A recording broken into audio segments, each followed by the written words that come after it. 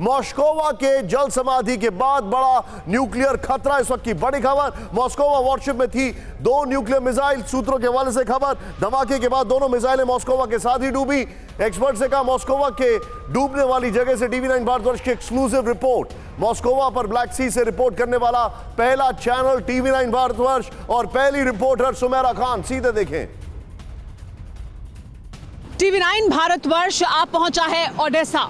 Odesa वो सी port है Ukraine का जो लगातार रूस की निगाहों में रहा है, और वो खबर जो इस वक्त पूरी दुनिया में छाई हुई है, जो रूस के लिए एक बड़ी मुसीबत बन गई है और जिसको लेकर यूक्रेन दावा कर रहा है कि यूक्रेन की नेपच्यून मिसाइल से उन्होंने रूस के शिप मोस्कवा को जमींदोज कर दिया है। इसी समंदर के गहरी जो पानी है उसके अंदर मोस्कवा जाकर डूबा है। जहां हम मौजूद हैं ये ब्लैक सी है, ओडेसा का पोर्ट, जहां से लगभग 75 मील दूर मौजूद था वो मोस्कवा शिप रूस का, जिसे कहा जा रहा था कि वो लगातार यहाँ निशाना बना रहा है ओडेसा को और तमाम दक्षिण के जो ये जगहें हैं वहाँ पर मोस्कवा के ज़रिए ही लॉन्च किया जा रहे थे तमाम अटैक्स रूस की तरफ से। लेकिन अब जाहिर सी बात है, ऐसे माना जा रहा है कि रूस के लिए बड़ा नुकसान है मोस्कवा को इस तरह से गंवा देना। मैं सीधे चलूंगा, सुमेरा मेरे साथ है। मैं चाहूंगा राहुल ये वॉक थ्रू प्ले करें और ये ब्रेकिंग के साथ सीधे सुमेरा के पास। सुमेरा, एक इंफॉर्मेशन जो मेरे पास कल आई है और वो यूक्रेन के ट्विटर हैंडल से है, लेकिन मैं उसको पब्लिकली ब्रेकिंग के तौर पर नहीं दिखाऊंगा, लेकिन काउंटर जरूर पूछूंगा। मुझे एक बात बताएं, क्या मोस्कवा को सी के अंदर से निकाल लिया गया है? ऐसी इंफॉर्मेशन है, ये जानकारी है, क्या आपके पास कोई जानकारी है?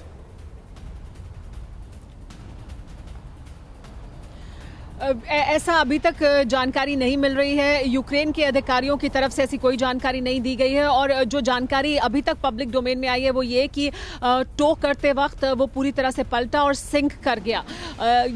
उसको निकाला नहीं जा सका है, क्योंकि अगर वो निकाल पाते तो रूस ज़रूर ये बताता कि वो सफल हुए हैं उसे निकालने में, क्योंकि मोस्कवा का डूब जाना अपने आप में रूस के लिए एक बहुत बड़ी क्षति है, और इस बात को स्वीकार करना उनके लिए बहुत बड़ा नुकसान की बात थी कि वो ये कह रहे हैं कि डूब गया है उनका वो जहाज। लेकिन ऐसी कोई आधिकारिक पुष्टि यूक्रेन की तरफ से नहीं की गई है, और ना यूक्रेन की तरफ से ऐसा कहा गया है कि निकाल लिया गया है। अभी तक बहुत बहुत शुक्रिया हमारे साथ जुड़ने के लिए, थैंक यू वेरी मच। मैं चाहूंगा राहुल ये तीनों ब्रेकिंग और तीनों शॉट दिखाएं। मैं एडमिरल सिन्हा साहब के पास जाऊंगा। Sir, your take. मेरे पास जो इंफॉर्मेशन है, and correct me if I am wrong sir, you know this thing better than anyone else, जो न्यूक्लियर वेपन था वो आर्म्ड नहीं था, और क्योंकि वो आर्म्ड नहीं था इसलिए कोई नुकसान नहीं है। अगर वो आर्म्ड होता then it could have brought a tsunami also, ये भी बताया जा रहा है। निशांत, ये first of all thank you for getting me on your programme. I think ये अब जो है निशाना वो ब्लैक सी की तरफ होता जा रहा है। मॉस्कोवा के बारे में मैं थोड़ी देर में बात करूंगा, लेकिन ये याद रखिए कि सोवियत इरा के टाइम में 2 सबसे बड़े पोर्ट सेवेस्तोपोल और ओडेसा, ये सोवियत यूनियन के सबसे स्ट्रॉन्ग होल्ड थे।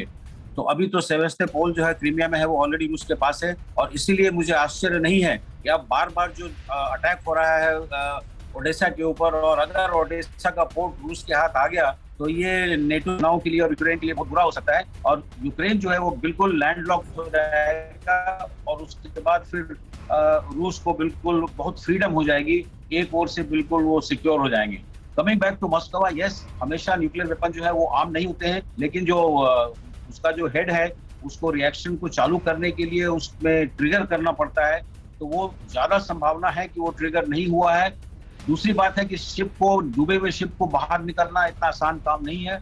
साल्वेज एक बहुत बड़ा ऑपरेशन होता है, और इतनी जल्दी उसका साल्वेज होना मेरे ख्याल से थोड़ा पॉसिबल नहीं है। तीसरी बात, ये जो T-22 की बात TU-22 की बात कर रहे हैं निशांत, वो एयरक्राफ्ट जो है वो न्यूक्लियर बॉम्ब कैरी कर सकता है, टैक्टिकल न्यूक्लियर वेपन, इसलिए उसका कीव के ऊपर उड़ान भरना ये एक मरियोपोल पे सर, इट वाज मरियोपोल, आप जो बता रहे हैं इट वाज मरियोपोल, और ये लॉन्ग रेंज बॉम्बर जो था इनका, you are absolutely right. Sir आप बने रहिए मेरे साथ। परवाह देश की, सोमवार से शुक्रवार रात 10 बजे TV9 भारतवर्ष पर।